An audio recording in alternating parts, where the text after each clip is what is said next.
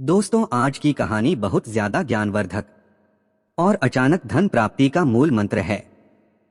आज की इस वीडियो में हम बात करेंगे आखिर औरत का कौन सा अंग बेशर्म होकर दबाने या चूसने से अचानक अपार धन की प्राप्ति होती है। लोग औरत का कौन सा अंग दबा और चूसकर अमीर बन जाते हैं। जो भी मनुष्य औरत का यह अंग दबाता या चूसता है, उसके घर में मां लक्ष्मी का हमेशा वास रहता है और मां लक्ष्मी की कृपा दृष्टि उन पर सदैव बनी रहती है। तो दोस्तों, आज की इस वीडियो में हम बताएंगे कि औरत का वह कौन सा अंग है जिसे हर पुरुष को दबाना या चूसना चाहिए। नमस्कार दोस्तों, आप सभी का स्वागत है आज की इस बेहद ही ज्ञानवर्धक जानकारी भरी वीडियो में। दोस्तों, आपको पता चल ही क्या होगा कि आज की वीडियो में हम क्या सीखने जा रहे हैं। दोस्तों, चैनल को सब्सक्राइब करें और अपनी पूरी सच्ची श्रद्धा से कमेंट बॉक्स में हर हर महादेव ओम नमः शिवाय जरूर लिखें। साथ ही लक्ष्मी माँ जो भी इस चैनल को सब्सक्राइब करें और इस वीडियो को लाइक करें, उसके घर में कभी भी धन की कमी ना रहे, उसका पूरा परिवार हमेशा हंसता मुस्कुराता कुशल मंगल रहे। दोस्तों, एक बार की बात है, एक गांव में शिव नाम का आदमी रहता था। दोस्तों, शिव अपनी पत्नी से बहुत ज्यादा परेशान था, क्योंकि उसकी पत्नी हमेशा बात बात पर उसे ताने मारा करती थी। तुम्हारे पास है ही क्या, घर में खाने के लिए तक नहीं रहता है। मित्रों, उसके घर में बिल्कुल कंगाली छा गई थी। एक भी रुपया नहीं था और उसके घर में खाने के लिए एक भी दाना नहीं था। मित्रों, एक तो घर में खाना नहीं, ऊपर से पत्नी के लिए से वह आदमी बिल्कुल परेशान हो गया था। उसे समझ नहीं आ रहा था मैं क्या करूं। मित्रों, एक दिन की बात है, शिव अपने घर से बाहर एक सुनसान रास्ते में निकल गया। वह सुनसान रास्ते में चल ही रहा था, तभी उसको अचानक एक संत तपस्या करते हुए मिले। वह उनके पास जाकर बैठ गया। जब संत जी अपना तप खत्म किए तो शिव संत जी के सामने रोने लगता है। संत जी पूछते हैं, पुत्र तुम्हें क्या दिक्कत है, तुम क्यों रो रहे हो, आखिर तुम्हें दिक्कत क्या है। तब शिव संत जी को बताता है कि महाराज, मेरी एक पत्नी है जो कि मुझे रोजाना ताना मारती है। मैं गरीब हूँ तो मैं क्या करूँ, कितना भी कुछ कर लूँ लेकिन धन कमा ही नहीं पाता हूँ। अभी तक एक छोटा सा धंधा था, वह भी पत्नी के एक क्लेश की वजह से चौपट हो गया है। वह दिन रात मुझसे झगड़ा करती है। अब तो मैं दाने दाने के लिए परेशान हो गया हूँ। हमारे घर में खाने के लिए कुछ भी नहीं है, इसके अलावा पहनने के लिए वस्त्र भी नहीं है। लेकिन मैं अपनी पत्नी को समझाता हूं कि वह मुझे ताने ना मारे, मुझसे झगड़ा ना करें, लेकिन वह बिल्कुल भी नहीं मानती। संत जी, इसी वजह से मैं बहुत ज्यादा परेशान हूं, इसी वजह से मैं घर छोड़कर यहाँ आया हूं। वह संत जी कहते हैं, रो मत बेटा, मैं तुम्हें यह काम बताने जा रहा हूं। तुम्हें औरत का सिर्फ यह अंग बेशर्म होकर कर दबा या चूस लेना है। अचानक तुम्हारे घर में धन की प्राप्ति हो जाएगी, तुम देखते ही देखते अमीर बन जाओगे। संत जी कहते हैं, जो भी पुरुष औरतों का यह अंग दबाता या चुसता है, उसके घर में कभी भी धन की कमी नहीं रहती है और ना ही उसके घर में लड़ाई होती है, या जो भी व्यापार करता है उसमें हमेशा तरक्की होती है।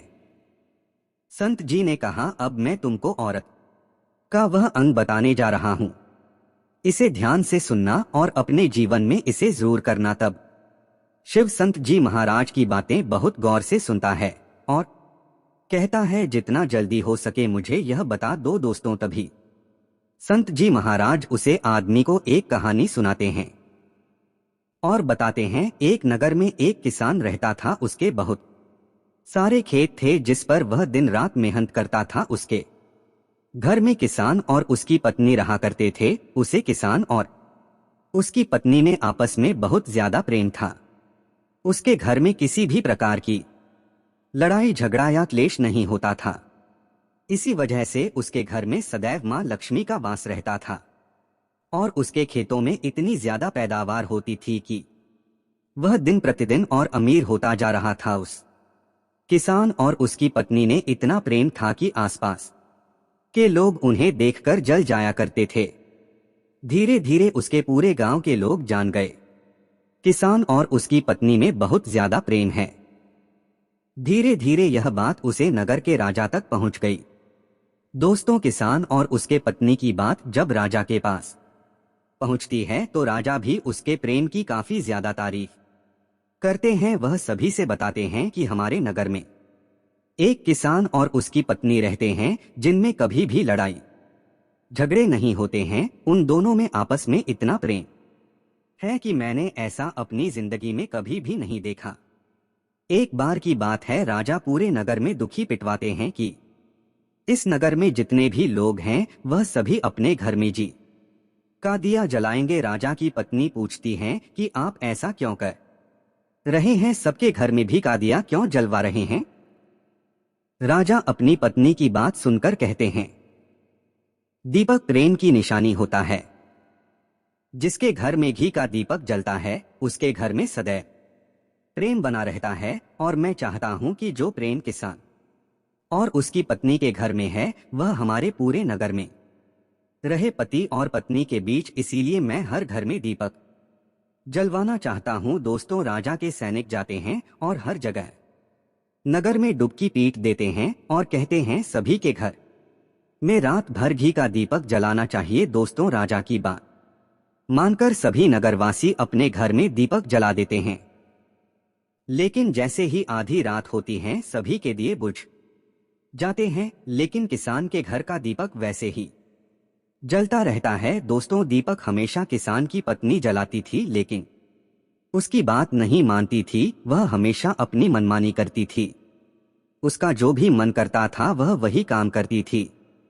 लेकिन किसको इस बात से कोई भी दिक्कत नहीं होती थी, क्योंकि किसान बहुत समझदार था। किसान सोचता था यदि मैं अपनी पत्नी को रोक टोक करूंगा तो घर में बेवजह ही लड़ाई झगड़ा होंगे, क्लेश होगा, दुख। तो इसी वजह से कई चीजें किसान अपनी पत्नी की अनदेखा करता था। किसान इस वजह से अनदेखा करता था कि उसके घर में प्रेम हमेशा समय अपने महल में चढ़कर पूरे नगर का नजारा देख रहे थे। उन्होंने देखा कि सारे नगर में किसी के घर में दीपक नहीं चल रहा है, लेकिन किसान के घर में दीपक जल रहा है। तब राजा अपनी रानी से बोलता है कि देखो, किसान और उसकी पत्नी के घर में दीपक जगमगा रहा है, लेकिन पूरे नगर में कहीं भी दीपक नहीं जल रहा है। इसी से पता लगता है कि किसान और उसकी पत्नी में कितना प्रेम है। तब राजा की पत्नी राजा से बोलती है कि जो किसान और उसकी पत्नी में प्रेम है वह किसान की पत्नी की वजह से है, और इसी वजह से किसके घर में इतना ज्यादा प्रेम है। मित्रों, जब राजा रानी की बात सुनता है तो कहता है, नहीं, तुम्हारा सोचना गलत है। जो प्रेम किसान के घर में है वह उसकी पत्नी की वजह से नहीं है, बल्कि वह किसान की वजह से है। रानी, यहाँ पर किसान बहुत ज्यादा समझदार हैं। आपका सोचना गलत है और यही वजह है जो कि उनके घर में कभी भी लड़ाई झगड़ा नहीं हो है। मित्रों, राजा कहता है किसान समझदार है और रानी कहती है किसान की पत्नी समझदार है। दोस्तों, इसी तरह कुछ देर चलता रहा। राजा कह रहे थे किसान समझदार हैं, रानी कह रही थी किसान की पत्नी समझदार है। इसी बात को लेकर राजा और रानी के बीच काफी झगड़े हो गया। इसके बाद रानी ने राजा की दाढ़ी उखाड़ ली और राजा ने रानी को उठा उठाकर जोड़वा पकड़कर भटका। इसके बाद राजा कहता है, हम लोगों को झगड़ा करने की जरूरत नहीं है, क्यों ना हम किसान और उसकी पत्नी की परीक्षा ले ले। सारा दूध का दूध और पानी का पानी हो जाएगा। लड़ाई करने के बाद इस बात पर राजा और रानी दोनों सहमत हो गए और दोनों की परीक्षा लेने के लिए तैयार हो जाते हैं। तब राजा अपने महल में जाता है और एक पुरुष सैनिक को बुलाता है और पुरुष सैनिक से बोलता है कि तुम किसान के पास जाओ और जो जो प्रश्न मैं तुमसे बोल रहा हूं वह तुम किसान को बोल देना। वह पुरुष सैनिक बोलता है, ठीक है महाराज। वह पुरुष सैनिक राजा की बात सुनकर किसान के पास जाता है। उसे समय किसान की पत्नी खेतों में गई थी, लेकिन किसान की कुछ तबीयत ठीक नहीं थी, इस वजह से वह खेतों पर नहीं गया था। इस समय पुरुष सैनिक किसान के घर पहुंच जाता है और किसान से कहता है, मैं राज दरबार से आया हूं, राजा साहब ने मुझे भेजा। तो दोस्तों, किसान कहता है, बताइए मैं आप क्या सेवा कर सकता हूँ, आप बैठ जाइए, मैं आपके लिए पानी लेकर आता हूँ। तब वह सैनिक बोलता है कि नहीं, तुम कुछ भी मत लाओ, मैं राजा का सैनिक हूँ, बस आपके पास राजा का समाचार लेकर आया हूँ। तब किसान कहता है ठीक है सैनिक, आप मुझे बताओ राजा साहब ने मेरे लिए क्या समाचार भेजा है। सैनिक कहता है किसान, राजा साहब ने यह बोला है कि यदि तुम अपनी पत्नी को छोड़ देते हो तो राजा जी आपको बहुत सारे हीरे जवाहरात और साथ में तुम्हारे जमीन से 2 गुना ज्यादा जमीन राजा जी आपको गिफ्ट में देंगे। इसके अलावा राजमहल का आधा हिस्सा भी आपको दिया जाएगा। लेकिन जो सेठ ने जवाब दिया वह सुनने लायक है। सेठ ने कहा राजा जी अपना पूरा राजमहल मुझे क्यों ना दे दे, लेकिन मैं अपनी पत्नी को नहीं छोड़ूंगा। जाओ और अपने राजा से कह दो किसान ने ऐसा कहा है। सैनिक जाता है और राजा को सारी बातें बताता है। इस समय रानी वहां पर सैनिक की बात सुन रही थी। सुनने के बाद रानी ने कहा आपने किसान की तो परीक्षा ले ली है, लेकिन किसान की पत्नी की परीक्षा नहीं ली है। इस तरह से हम कैसे पता कर सकते हैं कि कौन समझदार। इसके बाद रानी ने कहा अब मैं भी किसान की पत्नी की परीक्षा लेना चाहती हूँ। जब दोनों की परीक्षा हो जाएगी तभी पता चलेगा कि कौन समझदार है। फिर रानी ने भी एक सैनिक बुलाया और कहा कि मेरी बात किसान की पत्नी को बोलना और याद रखना, यह बात तभी बताना जब किसान वहां पर ना हो। सैनिक ने पूछा कि रानी क्या बात बतानी है, वह तो बताओ। तो रानी ने सैनिक को सारी बात बता दी। सैनिक किसान के घर जाता है और उसके घर में आवाज लगता है तो उसके घर से किसान की पत्नी निकलकर आती है। कहती है बताओ क्या हुआ, क्यों ढिंढोरा पीट रहे हो। तो सैनिक ने कहा कि मैं राजमहल से आया हूँ, मुझे रानी ने भेजा है। किसान की पत्नी ने कहा बताओ किस लिए आए हो। तब सैनिक ने कहा रानी ने बोला है यदि तुम अपने पति किसान को मार देती हो तो आपको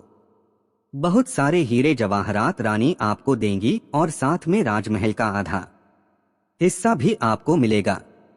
इसके अलावा जितनी भी आपकी जमीन है वह तो आपकी रहेगी ही, लेकिन उसका 2 गुना जमीन भी रानी आपको देगी। यह बात सुनकर किसान की पत्नी तैयार हो जाती है। कहती है ठीक है, यदि मुझे इतना कुछ रानी साहिबा देंगे तो मुझे मंजूर है, मैं अपने पति को मार दूंगी।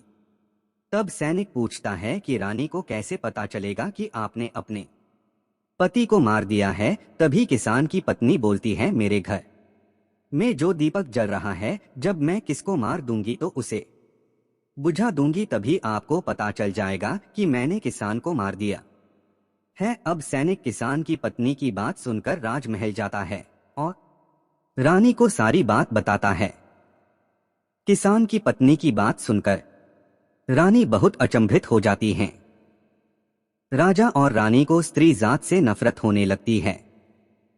उसी समय राजा अपने नगर के सभी लोगों को बुलाता है और कहता है कि मैं चाहता हूं कि मेरे और मेरे पत्नी की वजह से किसान की जान ना जाए।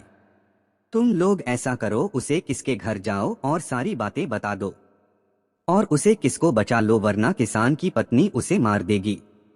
इधर सैनिक किसान के घर जाते हैं और सोच है कि किसान की पत्नी किसको तो रात में मारेगी और दिया बुझाएगी। इससे पहले कि हम किसान के घर में पहुंच जाते हैं और किसान को बचा लेते हैं। मित्रों, जैसे ही राजा के सैनिक किसान के घर पहुंचते हैं तो देखते हैं कि किसान तो मरा पड़ा हुआ है। तो सैनिक किसान की पत्नी से बोलते हैं कि तुमको तो किसान को रात में मारने के लिए बोला गया था, लेकिन आपने अभी किसान को क्यों मार दिया। तब वह किसकी पत्नी बोलती है कि किसान को तो मुझे मारना ही था, रात में तो मुझे सिर्फ दिया ही बुझाना था, इसलिए सेठ को तो मैं दिन में ही मार दिया है। सभी सैनिक तुरंत ही कि किसान के घर से दौड़े दौड़े जाते हैं और राजा रानी को सारी बातें बताते हैं। राजा और रानी क्रोध से आग बबूला हो जाते हैं और दोनों को श्रीजात से घृणा होने लगती है। इसके बाद राजा और रानी किसान की पत्नी को बंदी बनाकर लाने के लिए अपने सैनिक से कहते हैं। सैनिक जाते हैं, किसान की पत्नी को बंदी बनाकर ले आते हैं। राजा किसान की पत्नी से पूछता है ऐसा तुमने क्यों किया, तुम लालची औरत हो, तुम्हें पैसों से प्यार है। तभी किसान की पत्नी ने जवाब दिया और बताया कि मुझे तो किसान को पहले ही मारना था। वह तो मैं कोई बहाना ढूंढ रही थी क्योंकि किसान की आदतें बहुत खराब थी, वह मेरे साथ बहुत खराब किया करता था। तो राजा ने कहा, ऐसा क्या करता था किसान? तो किसान की पत्नी ने जवाब दिया, वह मेरे नाक का ऊपरी हिस्सा अपनी उंगली से हमेशा दबाया करते थे। इसके अलावा किसान एक काम और मेरे साथ करता था, वह किसान मेरे कान का पिछला हिस्सा अक्सर अपनी जीभ से स्पर्श किया करता था।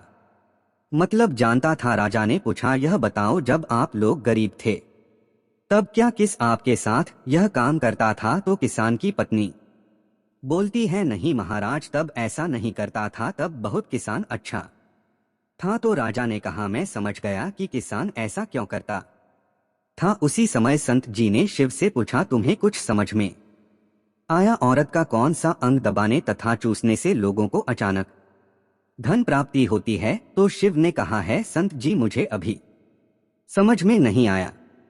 तभी संत जी कहते हैं, अगर अभी समझ नहीं आया तो मैं फिर से आपको बताता हूँ। किसान अपनी पत्नी के साथ पहला काम करता था, वह है उसके नाक के ऊपरी हिस्से को अपने उंगली से दबाता था। तो जिस भी मनुष्य के घर में पैसों की इल्लत है, उसे अपनी उंगली से औरत के नाक के ऊपरी हिस्से को जरूर दबाना चाहिए। दोस्तों, औरत के नाक के ऊपरी हिस्से को बहुत शुभ माना जाता है। औरत के उसे अंपरमा लक्ष्मी का वास होता है। इसी वजह से जो यह काम करता है वह हमेशा धनवान पुरुष बन जाता है। दूसरा काम है, जो भी पुरुष औरत के कान का पिछला हिस्सा अपने जब से स्पर्श करता है, उसके किस्मत के द्वार खुल जाते हैं, उसे अचानक धन की प्राप्ति होती है। ऐसा इसलिए होता है क्योंकि औरत के कान के पिछले हिस्से में माता लक्ष्मी का वास होता है। जब आप ऐसा करते हैं तो माता लक्ष्मी आपसे प्रसन्न हो जाती हैं और आपको अपार धन देती हैं। और आपने एक बात तो जरूर सुना होगा, औरतें माता लक्ष्मी का रूप मानी जाती हैं। इसी वजह इस संसार में जो भी मनुष्य यह दो पवित्र काम करता है, उसका घर धन से भर जाता है। जो कि आपने कहानी में किसी भी अपनी पत्नी के साथ करता था। लेकिन आप जब भी ऐसा काम करें तब आपको अपनी पत्नी से सारी चीज बात कर करना चाहिए, अन्यथा आपके जीवन में किसकी तरह अनर्थ भी हो सकता है। तो दोस्तों, आज की है ज्ञानवर्धक वीडियो आपको कैसी लगी? तो भगवान के नाम पर कंजूसी नहीं करनी चाहिए। जो भी इंसान भगवान का नाम कमेंट में लिखता है, उसका जीवन सफल हो जाता है।